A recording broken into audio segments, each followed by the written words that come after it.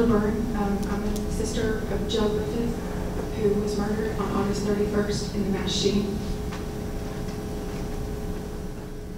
On August 31st, my little brother, Joseph Griffith, was on his way to take family photos with his children and his wife in the car. My nephew, age 11, my niece, age 13. Stopped at a red light, he was murdered with an AR-15. In the ensuing melee, my sister-in-law was unable to get through to 911. 1 minute this family was living a peaceful Saturday afternoon. The next minute they were living in a virtual war zone.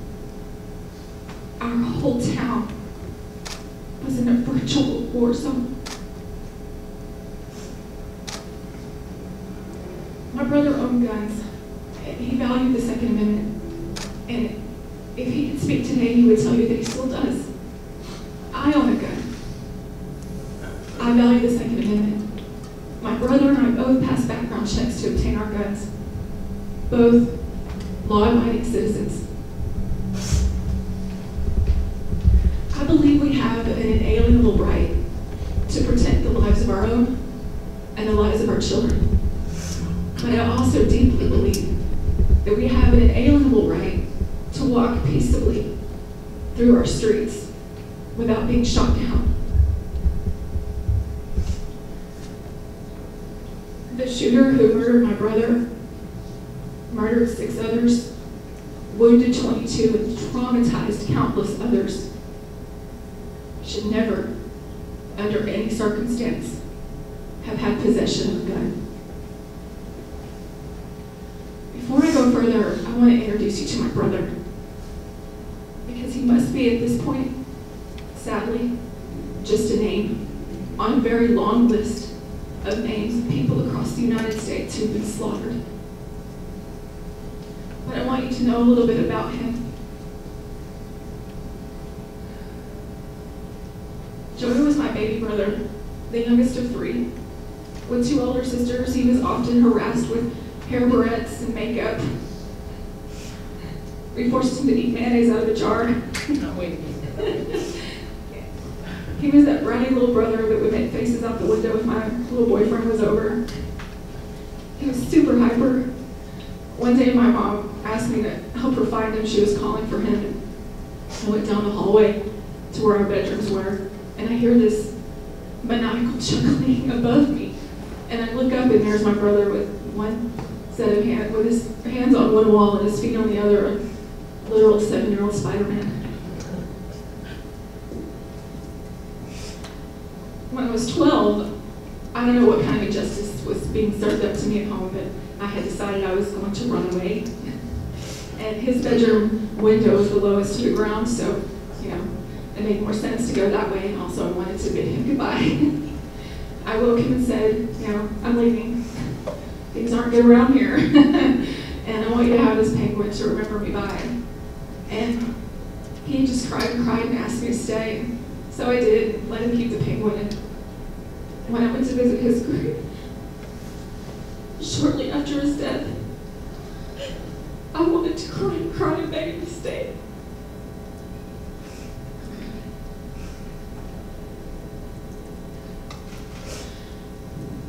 Years later, my brother became a father, a husband, and then a father of 2 beautiful, smart, funny children.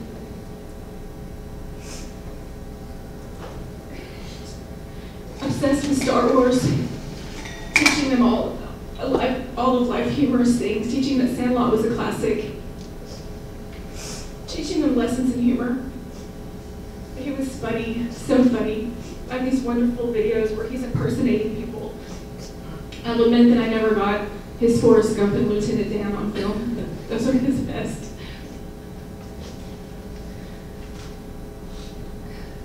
He was a godly man, teaching his children to love the Lord as he did. Our last gathering as a family was August 21st, celebrating my dad's birthday. The Beatles, my dad pretty much brainwashed us that they were the best. Top volume Beatles, and Joe singing at top volume without a care as to who could hear. That's how he was. He was jovial.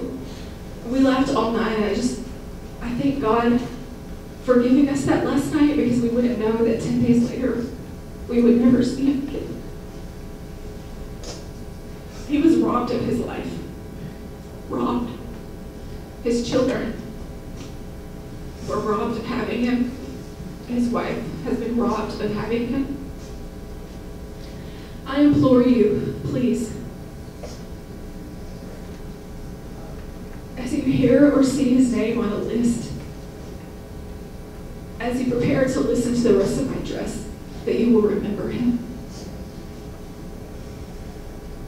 After Joe was murdered, we learned that the shooter was denied a gun in 2014 from a licensed gun seller after having failed a background check, after being deemed a mental defective, after having been institutionalized against his will. This did not prevent the shooter from obtaining a gun. Instead, he very cleverly and very easily circumvented the federal law of background checks and purchased a gun from a private seller who is not legally required to put his potential buyers through a background check. This massive and frankly unfathomable loophole is what we are here about today. According to Everytown for Gun Safety, 93% of American voters support requiring background checks on all gun sales, including 89% of Republicans and 87% of gun owners. There is a House resolution, and I know this is federal, but I think it's important to discuss today, called H.R. 8. It was passed bipartisan in the House. It was submitted to the U.S. Senate on February 28 and reviewed one time on March 4th, and has since been tabled by Senate Majority Leader Mitch McConnell, who is quoted as stating, "This infringes upon our rights." I would ask you, and Senator Mitch McConnell, were he here, how does this infringe upon our rights? What about our rights to drive down the road and not get shot down in front of our children again? What about our rights to walk freely through our cities, to go to school as a school administrator? The active shooter drills that we see our children go through, something I never had to endure in the 80s and 90s. What about our right to go to church or a synagogue? What about our right to go to school and not get shot down? I believe that a comprehensive background check law at the national level makes the most sense. But if we cannot make that happen with our current U.S. Senate, we must work to make it happen here in Texas. There are 21 states, plus the District of Columbia, that require background checks for all gun sales by unlicensed dealers. We're not in a position to have to reinvent the wheel here. States are already doing this. My family and I are working on proposed legislation for Texas to require all gun sellers, licensed and unlicensed, to run background checks on their potential buyers. We will also be proposing some common sense red flag laws, emergency alerts via phone systems similar to Amber Alerts, and backup 911 call centers in neighboring counties for those times in which local 911 call centers are bombarded with mass calls. Regarding use of universal background checks, a study from Boston University School of Public Health researcher and professor Dr. Michael Siegel, after analyzing 25 years of data on all 50 states, utilizing FBI and CDC data, reported in the Journal of Rural Health that states that require a comprehensive background check on all gun sales have homicide rates 10% lower than states without them. Moreover, Dr. Siegel reported that in states with a combination of comprehensive background check laws, laws prohibiting handgun possession for people convicted of violent crime misdemeanors were associated with a 19% reduction in homicide rates. Ladies and gentlemen, we cannot put our heads in the sand and ignore the data. Data does not lie. Data does not have a right or left-wing preference. And data certainly is not afraid to cross the NRA lobbyists. The NRA lobbyists do not speak for most NRA members, nor do they speak for most gun owners, such as myself. Republican senators Mitch McConnell, Ted Cruz, and John Cornyn, who to date have shied away from enacting any sort of common sense gun reform, do not speak for all Republicans here in Texas.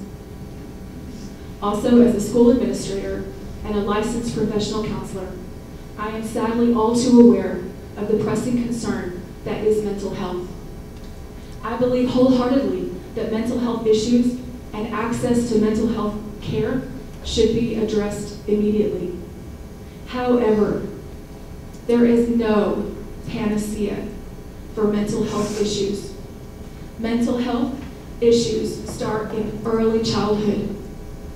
We need red flag laws that include due process so that we can, as concerned citizens, bring these issues to the appropriate authorities. We cannot hide behind mental health issues as a reason not to address gun reform laws.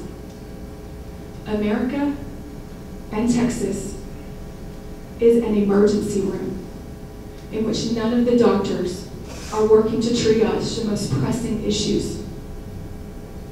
The issues that need the most care in the immediacy. Nobody is working to stop the literal bleeding. I come to you today not to ask you to be sad for us, but to be angry for us. I come to you today to ask you to open your hearts and your minds to legislating common sense, reasonable gun laws to protect as many of us as you can. Ladies and gentlemen, you're going to hear a great deal of rhetoric today from individuals who are convinced that any gun legislation means the government is going to come in and take all of our guns.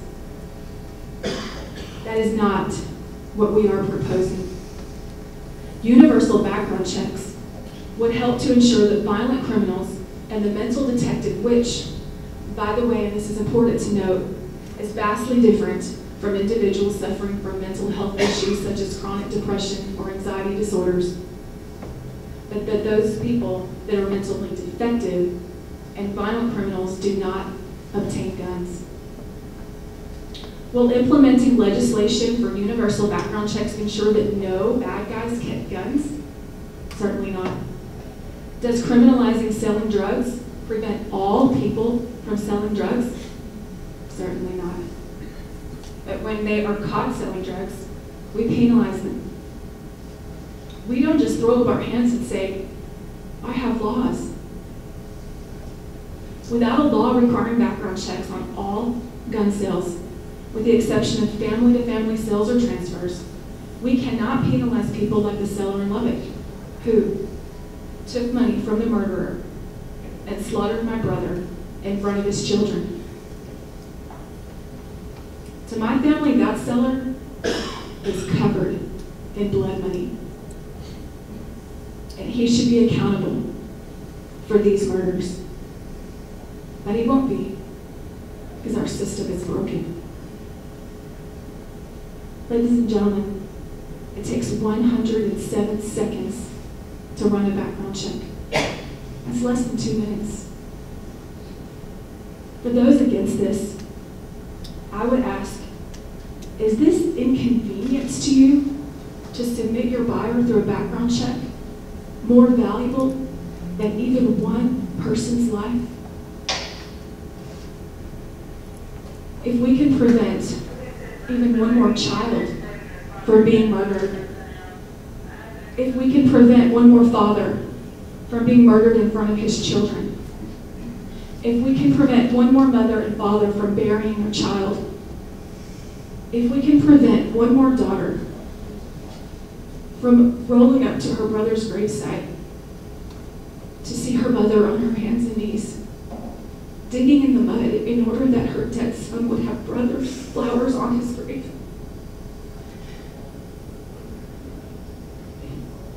Isn't this worth all of our efforts? Proverbs 24:11-12 tells us, rescue those being led away hold back those staggering towards slaughter. And Edmund Burke said, the only thing necessary for the triumph of evil is that good men should do nothing. I ask that each of you consider your loved ones. Consider your husband or your wife. Consider your brothers and sisters. Consider your children. Are they next? Because I never thought it would be my family. I never thought I would be here on this crusade to enact common sense gun legislation. But here I am. This is our life now. I'd rather go on being oblivious to this feeling, watching television and reading my Kindle, cuddling up with my 12-year-old daughter, going on, ignoring and oblivious to the travesties that are happening every day to our fellow Americans. But I can no longer do that. And I will no longer do that because I have, ladies and gentlemen, come to my moment of great refusal. I would hope today that you will stand up to that moment of great refusal. Please do not let my brother have died in vain. I just can't have that, and nor should you. Ladies and gentlemen, this isn't about Republicans. This isn't about Democrats. This is about humanity, as we all have loved ones. With that, I urge you to recommend a comprehensive background checks law into the committee's final report. Thank you.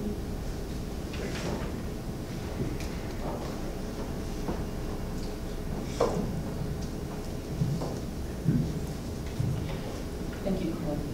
My name is Dr. Marcy Askins, and I'm also the older sister of Joe Griffith. And I'm not going to say the same things that Carla said. We all know that this mass murderer who portrayed the most violent behavior, and I want to talk about that because not everybody knows about this, but this man demonstrated violent behavior prior to trying to get his gun in 2014 and continued to portray and demonstrate this behavior up until the day he murdered my brother and 6 other people in cold blood.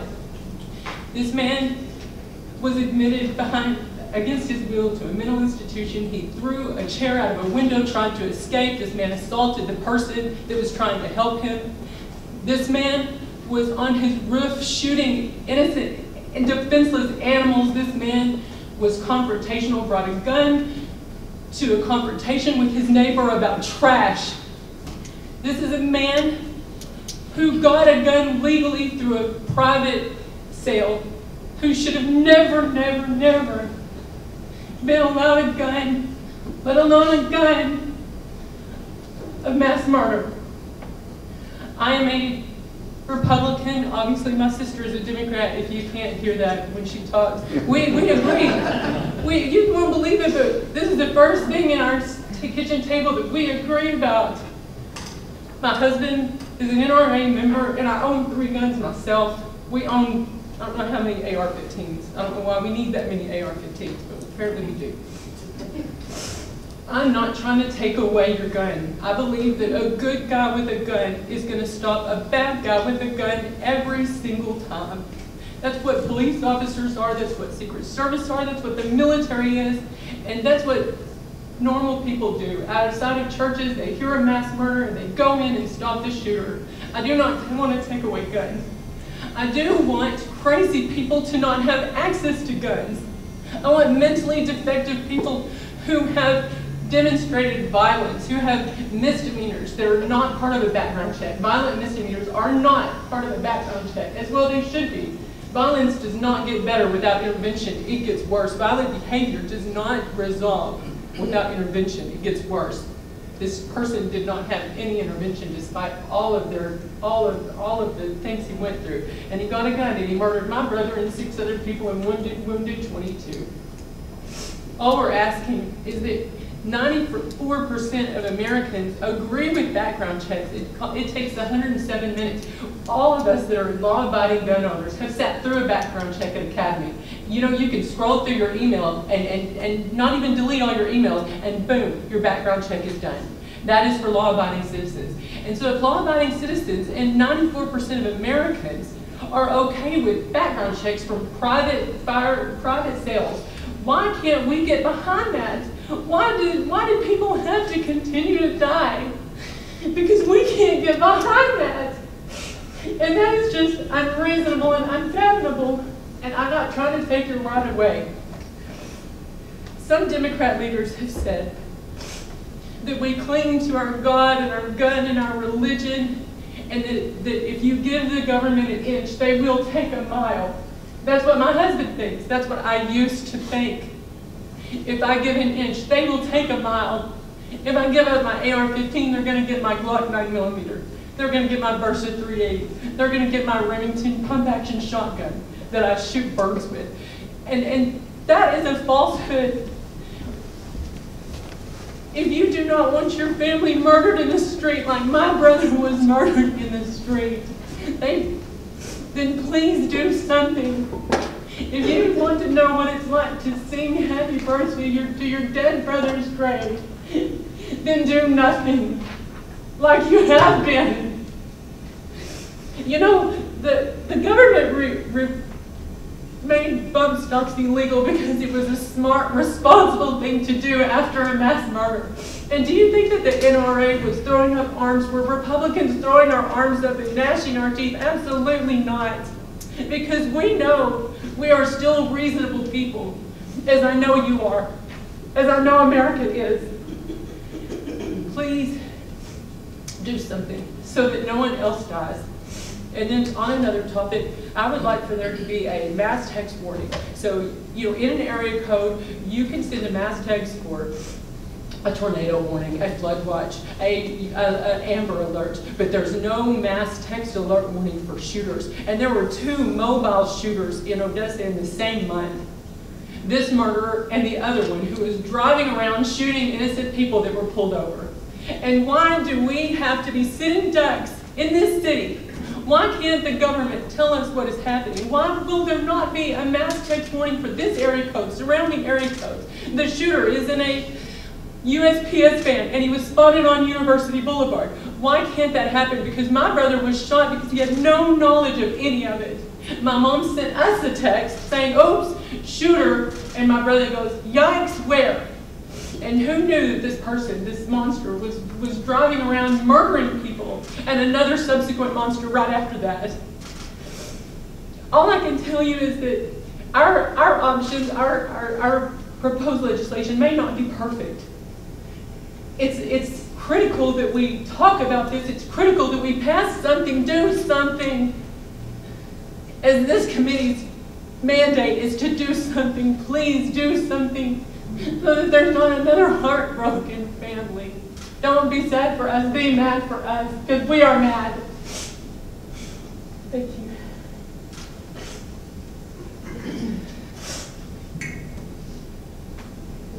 We are Sharon and Gary Griffith. Our son was killed in the mass shooting.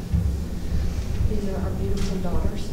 Carla is an administrator with the school system. She helps children every day. Marcy is a doctor. She helps cardiac patients every day. Our son Joe used his degree in mass communications to help with the TV ministry at his church, reaching people for Jesus. This was our family. You can see that now we are only 4. This is our son. This is our family. He was stopped at a red light, as Carlos says. He was stopped at a red light. They were going to get their family picture made. And he was killed in front of his children. His wife was in the car. He has an 11-year-old son, a 13-year-old daughter, and they watched their father be murdered in front of them. They're in counseling now, thanks be to God.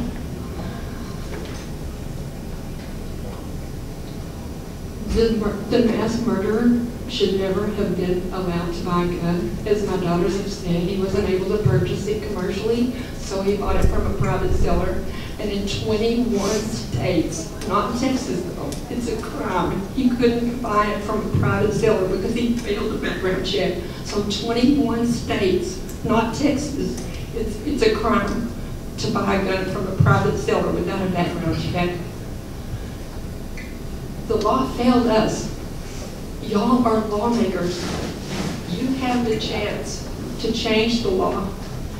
In the Bible, in the book of Ruth, it tells us, God tells us that lawmakers are appointed by God. You are appointed by God. The Bible says, for just such a time as this.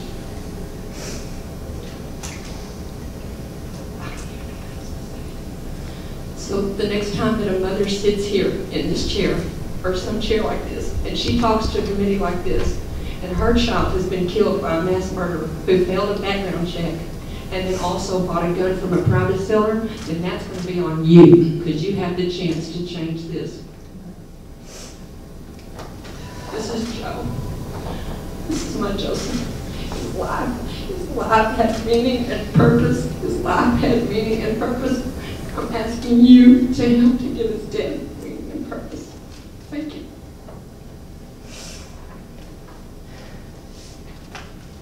Thank you for allowing us to speak. He's really just here to help me. I'm here to kind of hold it. I got 3 girls in my stand here to speak with. So basically, Would you just please state your name? but I want you to know that anybody, I'm Gary Griffith, Joe's dad. But this kid was as honest as the day is long. He was the best man you would ever meet. Anybody that ever knew him. Majored in mass communication, minored in math, taught 8th graders for years, worked for Beeline Filter here in Odessa, which is a huge company. And he made top hand and just runs. I mean, this guy's wonderful. When he was young, he wasn't just my son, he was my best friend.